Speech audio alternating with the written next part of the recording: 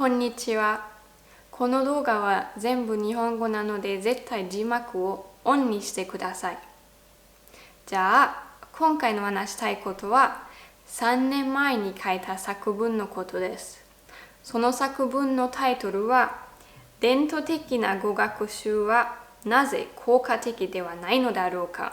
この質問は私にとって大切な質問なので、今回はこの作文をまとめて、それから私の昔の意見と今の意見を比べたいと思っています。一つ目の問題はこういう考え方。文法は一番大切で、最初からいろいろな文法ばかり勉強しなければいけない。実は文法が完璧に習っても言葉が足りないなら十分に話せない。一方、言葉が多かったら文法は限定的に知っているだけでもいろいろなことを説明できる。やっぱりそうではないですか。言葉が多かったらなんとなく会話ができますよね。でも文法ばかりで言葉が全然ないと全然話せないでしょ。私にはそういうことに興味があるから、私はこのチャンネルで読むことについてたくさん話します。その読むことは言葉を習うため一番大切だと思います。だからたくさんの言葉を習いたいなら絶対本をたくさん読んでください。はい。2つ目は言語学習は成績漢字読めないな。やばいこれ。評価かな。成績評価、成績評価、どれかな。語学学習者は成績評価をされるので、自由に話したり、便利な文法や単語を習ったりするという目的から離れ、ただいい点を取りたい人が多い。これはとても大きな問題だと思っています。残念ながら学校で一番大切なことは習うことではなく、テストを合格することは一番大切だと思っています。だからそのテストのためだけに勉強している学生がとても多いと思います。この作文に書いてある4つ目のことはそれにつながっていると思っているから、それをまずに紹介したいと思います。授業で勉強している内容はよく簡素化されすぎて、現実には全然使われていない文を習う。学生たちが頑張って勉強しても、その勉強していること、その内容はあんまり自然なことではないですよね。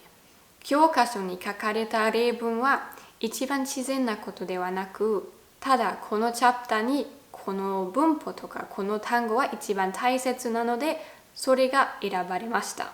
だからこの言語習いたいな、話せるようになりたいなと思っている方は絶対授業以外のことも勉強してください。例えば本を読んだりテレビを見たり、そういうことをすればとても自然な使い方、その言語の自然な使い方を習うようになります。じゃあ4つ目。外国語クラスには学生が多くレベルが違いすぎて早すぎるや遅すぎると感じる人もいる。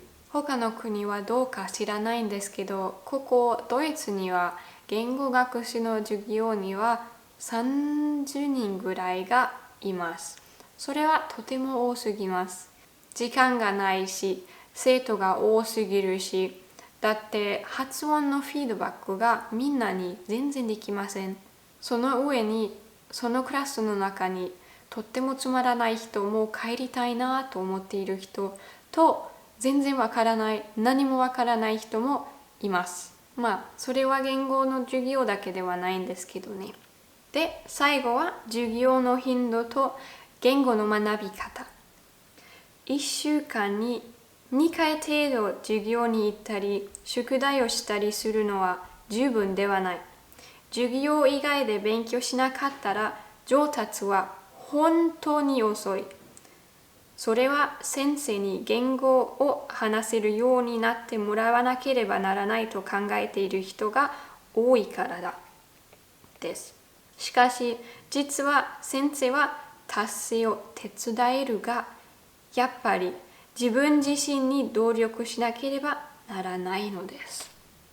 これを本当に分かってほしいんです。先生は言語を教えられません。